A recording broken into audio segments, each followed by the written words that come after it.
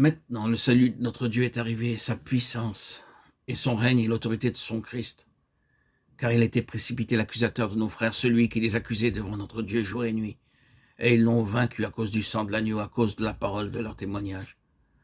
Ils n'ont pas aimé leur vie, mais ils l'ont exposé à la mort. C'est pourquoi réjouissez-vous, cieux, et vous qui habitez dans les cieux. Malheur à la terre et à la mer, car le diable est descendu vers vous, sachant qu'il ne lui reste que peu de temps. Apocalypse 12. Il y a dans ce passage bien des détails auxquels nous ne pouvons pas nous arrêter ici. Mais posons-nous juste cette question, quel est dans cette révélation l'élément central? Qu'est-ce qui occupe la place suprême? Eh bien, c'est un groupe de rachetés associés avec Christ sur son trône pour avoir vaincu le grand dragon, le serpent ancien appelé le diable, et Satan, celui qui séduit toute la terre, l'accusateur des frères. Le Seigneur Jésus est le premier vainqueur, le vainqueur par excellence. Et ce que nous avons ici, c'est une phalange de croyants qui est devenue une avec lui et qui partage son trône. Or, bien-aimés, chers amis auditeurs, auditrices, toute l'histoire de ce monde a son aboutissement là.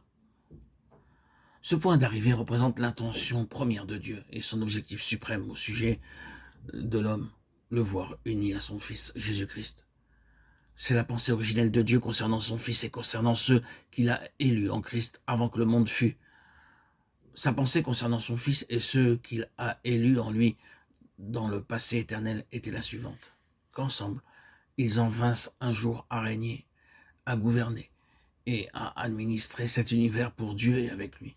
Qu'ensemble, ils eussent partie liée avec le trône de Dieu pour l'administration et le gouvernement universel. Cette pensée-là, cette vérité-là est sous-jacente tout au travers des Écritures. C'est sur cet objectif-là que Dieu a son cœur. Et c'est contre cet objectif-là que cet ordre, dont les différents titres représentent autant de formes variées de son activité et de son caractère, c'est contre cet objectif que Satan s'est dressé tout entier dans un effort multimillénaire de résistance et d'obstruction. Mais Dieu suit sa pensée, sa décision est prise, son plan pour nous en Christ est arrêté. Il a disposé de son trône et les vainqueurs sont ceux qui réalisent ce plan de Dieu. Cette phalange personnifie l'intention originelle de Dieu. Elle est la sphère en même temps que l'instrument de son succès. Ces rachetés proclament le triomphe de Dieu en ce qui concerne sa pensée de tous les temps. C'est pourquoi réjouissez-vous, cieux, et vous qui habitez dans les cieux, car Dieu a réussi en dépit de tout. Peut-être vous imaginez-vous en présence d'un tel langage que Dieu éprouve de grandes difficultés à réaliser ce triomphe? Oh, pas du tout. S'il voulait trancher ce problème du haut de son infini, il anéantirait d'un souffle tous les obstacles.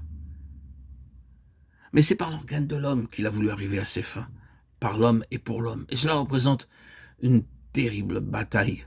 Voyez, maintenant, ce que nous avons ici. L'exploit de Dieu, le succès de Dieu en Christ, personnifié par cette phalange particulière et représentative. Les vainqueurs. Par rapport à ce facteur central, tout le reste du récit se trouve dans une position de relation.